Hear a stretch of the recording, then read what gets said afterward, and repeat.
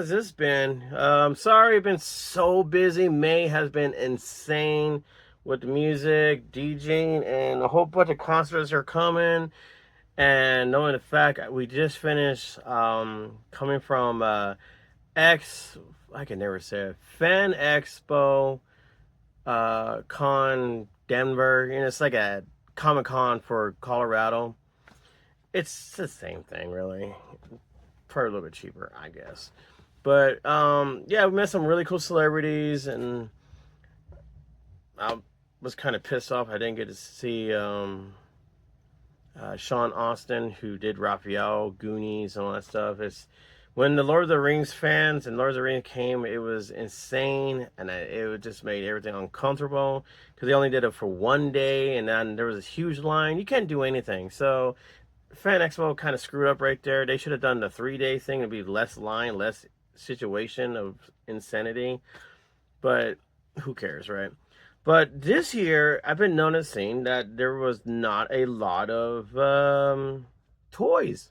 The only toys we found was the My Little Ponies, and they were pretty good shape and everything, and for cheap too, which was really weird. But everything else has been nothing but NACA and Funko Pops. So that's what we're doing is Funko Pops because I actually completed the 1988 Funko Pops toys. Now this guy says, "Oh, these are the what do you call it? Not the toys, the cartoon version." And reality, these are not, in my opinion, are the cartoon version. These are the toys version because they're posed exactly like the 1988 toys, and they're they're comic book style. They had different color, green skin and everything, and their mouth, just like I said, like the toy version. And I finally got them all because I had Leonardo and Raphael already, and I finally found Donatello and Michelangelo, and I already had. I didn't think about it, but I already got Master Splinter, the 1988 version, and let's not forget, Metalhead was already been released. So, and it's weird because when you look on the back of their card, they're not on there. But you got Slash, which that one kind of makes that one because like the Slash toy they have back here is actually the 1990 toy version of the Playmates ones. But they gave him a little baby turtle, so now it's kind of like a toy and a cartoon put together. So let's get with it so I can show you up and close how they look. I love these. These are so cool. Alright, Splinter taught them to be Ninja Team 73 right here. That's just Splinter. Yes, this is actually the toy version. But it's really weird because, like I said, when you go in the back, you got the movie star turtles. You got Ninja Turtle 1, like just the movie version. And of course, you got a Casey Jones, but this is the toy version. So I don't know what was up with that. And that was creepy. Let's take him out. Whoa, Splinter's about to fall over. Alright. Here's Master Splinter right here. Of course, the head moves. Arms do not move. And look, it has his original staff. His cane that opens up and there's a blade inside. Exact same thing. So don't say this is a cartoon version because this, the cane doesn't really look like that. But I think this is really cool. They actually put some effort into it with a little shade of the gray in there. I love the tail. I wish the tail moves, but it doesn't. But yeah. 1988 version Funko Pop Master Splinter. Pretty cool. I love it. I love it. So cool. Leonardo leads.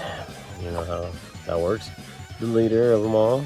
As you can see, 1555 is the number for this. And again, they have all the cartoon ones, including the Slash. That's a Slash cartoon version because also it has a purple belt. But they gave him a little baby turtle, and I guess that's what they're going to add that to TV show.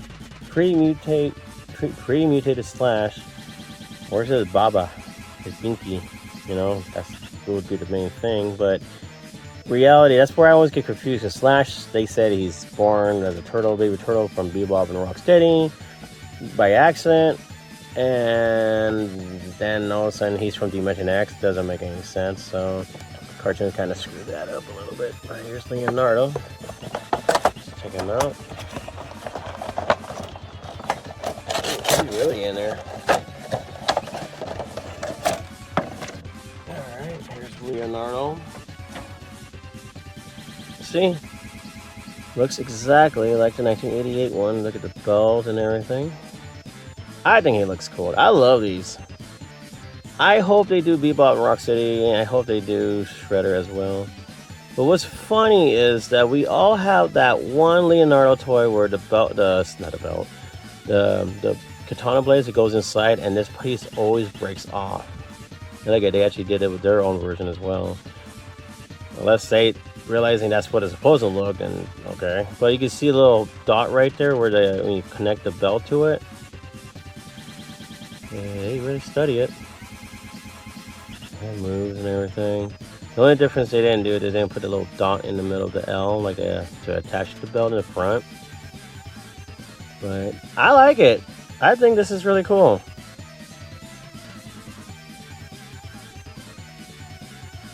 Pretty cool. Donatello does machine. Now this one, like I said, I found this one at the con. I got it for $25. I should have undo that one, see how much it costs in the back. You know how you do that. So hopefully they didn't charge me more, or maybe I got it for less.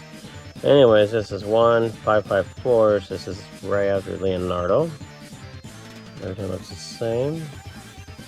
I got this plastic container that I put to protect it from dust and everything, which I prefer a hard case than anything else out there. But I'll put this down here.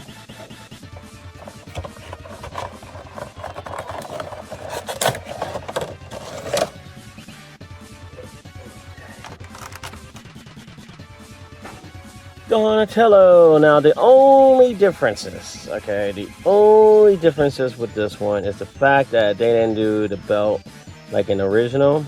Remember how they put two of the straps on one side, which I think they meant to do that. I don't know, but they kept it like the old school or like the new reissue with the belt. Thank God they didn't break that one off, because that's the only one that breaks off when I see people have them. So that's pretty cool. They have that back there. There's a little dots to attach your belt to it, and the Ninja Star holder. I think it's supposed to be on the left side. It's been a while, but it's supposed to be on the left side. Yep, there's toy 1988 Donatello. It looks really cool. I'm loving it, loving it, and loving it. The head moves, like the body doesn't. But awesome job. I love this. Of course, Donatello was my very first Ninja Turtle toy. So, alright, here's Raphael. Raphael's cool but rude. Now see, the little emo kid who decided to redo the song from the movie, he changed it to Raphael's cool but crude. And it's supposed to be rude. So little emo boy, you're fired. Anyways, I don't know what this is. Echo Tech, guess the plastic thing is recyclable or something. I don't know what it means. Never seen it before like that, but I had this already. See, so 1556. This is after Leonardo. So let's open him up. I hate these ones because like the back part, they're so hard to open. Like you gotta pull this out to get them loose. Alright, bear with me, I need a new pod for this thing. Anyways, here's Raphael, looking cool. Posed exact same way as the 1988 toy. Head moves, and that's about it. Weapons do not come off. So cool, and that's where you put a little weapon in the back right there. I love it. I absolutely love this. Taping it old school. Yeah. And I always love how the wrap looks. I don't know, something about that skin color with the red. It just absolutely looks amazing. So, what do you guys got here? Looks like Leonardo once again doesn't stand. Oh, there we go. All right, last but not least for the turtles is Michelangelo. I got him for $20 at the con. See, he put cartoon again. I should have just argued with him like, dude, this is not a cartoon. This is 1988. Same thing, and 1557. So yeah. And then of course I open up the case because, holy God, these cases are horrible because they just don't. No, they don't really hold anything. Really, it's hard to get in, but that's about it. And now we do Michelangelo. So like I said, same pose like the cart or the toys. I don't know what that is. But yeah, they did a fantastic job. I mean, a little smudge and everything. But I was desperate because I want to get them all. They didn't. I mean, of all the places in that place at the con thing or the whatever, they only sell. There was only one person that actually sold Michelangelo at the toy one, and I was like, oh man. Now see, that's where they messed up. Ooh, look at that, they messed up. It doesn't have his little loops, little holes in there for his nunchucks and everything. They're supposed to be right here and one right here. And what I would have done differently is actually add those and actually add a nunchucks right there in the middle. I don't know why my camera's doing that, but right in the middle, I would have put an extra nunchucks right there. But they didn't do that. How sad. Now apparently this is not in good shape. So I should tell you a lot about the seller. And there's Michelangelo for you. But weird thing is, like I said before, not only that you got the Splinter one that's actually based on a toy, but you also had Metalhead. And I believe Metalhead was the first one to be made when it comes to this toy version. And they did good with the gold paint. I mean, he doesn't have a little antenna thing, a little satellite thing right here on top, which is okay because, you know, he has his enormous head. So there wouldn't be no room or anything. But the downside, you ready for the downside? It's just plastic. There's nothing in there to make his eyes glow like the original 1989 Metalhead. I mean, like I said, they got everything correct. You know what? They should have put that thing in his hand so he could hold on to that little satellite dish thing. But you can't take his arm off to switch to like a propeller. But like I said, they did a good job. I'm glad they painted this gold like it's supposed to be. I like how they tilted to the side, like, you know, a little bit over here. But they didn't, again, they didn't do this piece where, again, when you, in the old days, if you guys don't remember, or maybe you're too young, they used to have this little plastic thing attached to the eyeballs. So when you put the light on it, the eyes light up like a robot. And Funko Pops didn't do that. Kind of a downer on that. Well, there you guys have it. All right there with the turtles. And again, I'm so happy because like I said, I was trying to collect the turtle ones with the 1988 toys. Then I'm like, wait a minute, they also did Splinter and Metalhead.